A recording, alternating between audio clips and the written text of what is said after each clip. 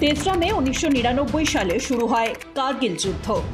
কার্গিল যুদ্ধ অপারেশন বিজয় নামেও যা পরিচিত, এটি হলো সশস্ত্র সংঘাত যা ভারত ও পাকিস্তানের মধ্যে 3রা মে 1999 সালে জম্মু ও কাশ্মীরের কার্গিল জেলায় শুরু হয়েছিল, যেখানে ভারত কেবল বিজয় অর্জন করেনি বরং পাকিস্তানকেও নতজানু করে দেয়।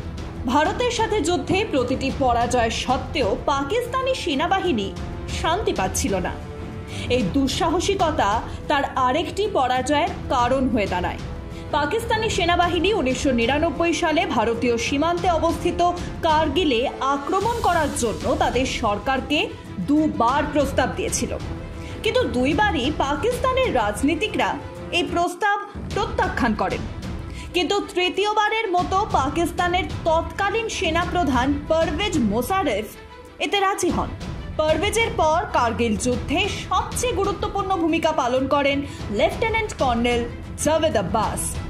এই বড় উদ্দেশ্য সাধনের জন্য পাকিস্তান আফগানিস্তানকে তালেবান প্রধান মোল্লা রব্বানিকে ভারতের বিরুদ্ধে জিহাদের জন্য 20 থেকে 30,000 যুবক পাঠাতে অনুরোধ করেছিল। স্পষ্টতই রব্বানি প্রায় 50,000 ছেলে পাঠিয়েছিলেন, যা পাকিস্তানি সেনা অফিসারদের খুব খুশি করেছিল। 1965 সালের যুদ্ধের আগে পাকিস্তানের সেনাবাহিনী কার্গিলের চূড়ায় ছিল। নিরাপত্তার দিক থেকে এই এলাকাটি খুবই গুরুত্বপূর্ণ ছিল।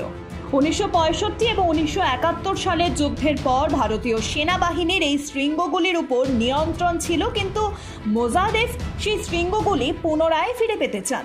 কার্গিলের অনুপ্রবেশ 3রা মে 1999 সালে তাজির নমগাল নামে একজন 66 বছর বয়সী রাখাল ভারতীয় সেনাবাহিনীকে পাকিস্তানি সেনাবাহিনীর কার্গিলে অনুপ্রবেশ এবং দখলের কথা জানায়। 3রা মে আক্রমণ শুরু হওয়ার পর থেকে পাকিস্তান বেশ কয়েকটি বড় চূড়া দখল করেছে।